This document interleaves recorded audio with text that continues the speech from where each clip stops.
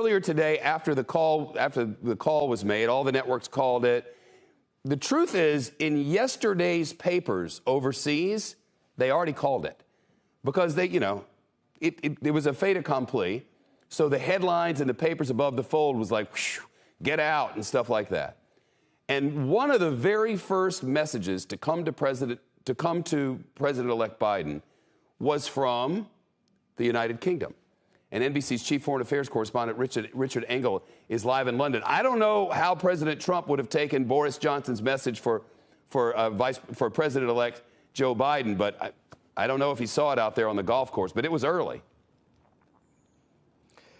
So this country is a bit divided. You have Boris Johnson, who has been an ally of President Trump. So, yes, to see who you think are your friends now coming out and congratulating President-elect Biden, that's got to sting, but that's the reality we're in right now. I'm sure President Trump would have preferred if the people he would consider his friends, who he could pick up the phone and talk to, would have all come out behind him and said, we're not going to support the newly elected president of the United States until this process is over. Right. But around the world, they're not buying it. For them, it's over. It's the start of a new day. And I have some headlines for tomorrow's papers here. And they talk about, quote, a time to heal.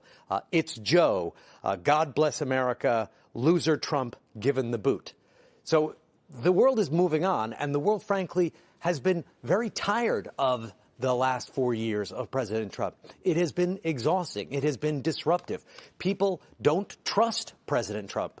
And there was a recent opinion poll that showed across Europe, only about 16% of people believe that President Trump could be trusted to do the right thing. And that's on a popular level. But that question of trust, does the President of the United States word mean anything, calls into question the whole idea of American credibility. And nowhere is that more important than in matters of war and peace and on the battlefield. And many military leaders I've been speaking to have been very frustrated, ashamed over the last 4 years to serve under this commander-in-chief. There was one incident in particular at the climax of the war against ISIS in Syria and Iraq, in Syria in particular. The United States was using an allied force of Kurds, right, and they lost 10,000 people.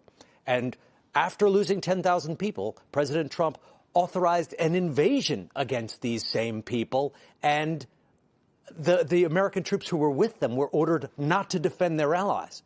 And they thought that was immoral. They thought it was wrong. The U.S. Defense Secretary Mattis resigned over it. So it is not just a question of personality, that your people are here in Europe didn't like him. They didn't trust him, and neither did many in the U.S. military. Shepard Smith here. Thanks for watching CNBC on YouTube.